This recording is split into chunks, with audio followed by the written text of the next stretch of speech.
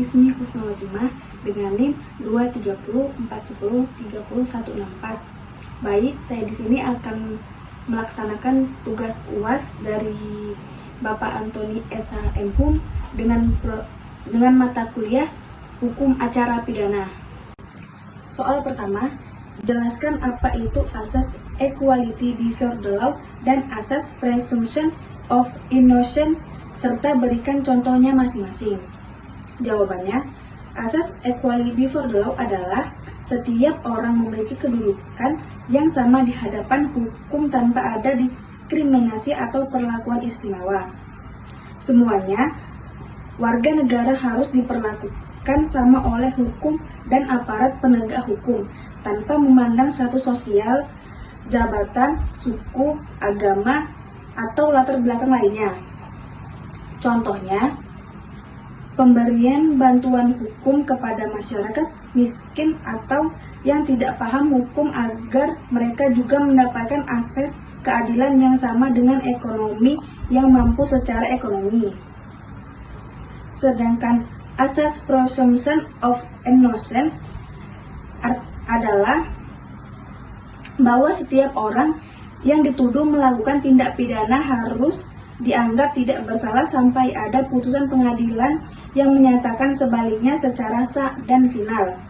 Contohnya, seorang tersangka dalam kasus kriminal tidak boleh diperlakukan seolah-olah sudah bersalah sebelum pengadilan memutuskan secara resmi bahwa ia bersalah.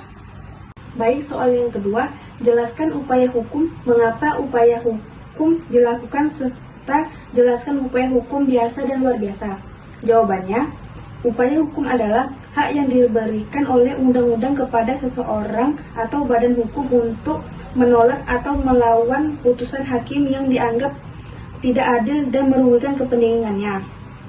Upaya hukum ini bertujuan untuk mendapatkan keadilan melalui proses keadilan yang lebih tinggi atau melalui pemeriksaan kembali putusan yang sudah berkekuatan hukum tetap. Mengapa upaya hukum dilakukan? Upaya hukum dilakukan karena pihak yang merasa dirugikan oleh putusan pengadilan ingin mendapatkan keadilan yang lebih baik untuk mengoreksi kesalahan atau kehilapan hakim dalam putusan sebelumnya, untuk mengajukan bukti baru yang tidak ditemukan saat persidangan pertama, untuk memastikan kesatuan penafsiran hukum dan kepastian hukum. Baik, soal ketiga, apa itu proses penyelidikan dan penyidikan serta tindakan apa saja yang menyertai dalam proses penyelidikan dan penyidikan tersebut? Penyelidikan adalah pasal 1 angka 5 KUHP menyebutkan bahwa penyelidikan adalah serangkaian tindakan penyelidik untuk mencari dan menemukan suatu peristiwa yang diduga sebagai tindak pidana dengan tujuan untuk menentukan dapat atau tidaknya suatu perkara itu ditingkatkan tahap penyidikan menurut tata cara yang diatur dalam Kitab Undang-Undang Hukum Acara Pidana. Sedangkan penyelidikan adalah satu tahap setelah proses penyelidikan. Jika ada hasil dari penyelidikan ditetapkan bahwa suatu perkara merupakan perkara pidana, penyidikan dijalankan dengan dan atau untuk menetapkan tersangka. Dalam proses penyelidikan dan penyidikan ada beberapa tindakan yang dapat dilakukan oleh aparat penegak hukum. Yang pertama, pengumpulan bukti. Yang kedua, integrasi. Yang ketiga, pemeriksaan tempat kejadian. Dan yang keempat, penyitaan barang bukti. Dan yang kelima, penggunaan teknologi. Yang keenam, kerjasama dengan ahli. Dan yang terakhir, pengawasan dan pengamanan. Selanjutnya, nomor 4, apa perbedaan rule of law and red state? Perbedaan utama antara konsep rule of law dan red state terletak pada usul-usul sistem hukum dan struktur peradilannya. Meskipun keduanya sama-sama menekankan supremasi hukum dan perlindungan hak asasi manusia.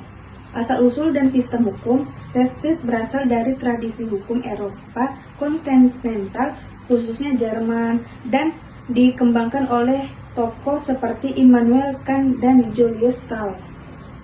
Konsep ini menekankan negara berdasarkan hukum yang adil dan baik dengan norma objektif yang harus dipenuhi, termasuk aspek moral dan etika dalam hukum. Baik, soal yang terakhir, apa yang dimaksud dengan penegakan hukum oleh hakim dan apa yang dimaksud dengan hakim tidak boleh menolak terhadap perkara yang diajukan kepadanya? Penegak hukum oleh hakim adalah proses di mana hakim menerima, memeriksa, mengadili, dan memutus suatu perkara yang diajukan kepadanya berdasarkan hukum yang berlaku. Hakim dianggap mengetahui semua hukum, sehingga ia wajib mengadili, menafsirkan, dan menerapkan hukum dan tepat dalam memutus perkara. Dengan demikian, hakim tidak hanya menerapkan hukum secara pasif, tetapi aktif menemukan hukum yang relevan untuk mencapai keadilan dalam setiap putusan. Mengenai asas bahwa hakim tidak boleh menolak perkara yang diajukan kepadanya, ini berarti pengadilan dan hakim dilarang menolak untuk memeriksa, mengadili, dan memutus perkara dengan alasan hukum tidak ada atau kurang jelas. Sekian penjelasan dari saya. Bila ada kata-kata yang salah, saya minta maaf. Saya akhiri. Wassalamualaikum warahmatullahi wabarakatuh.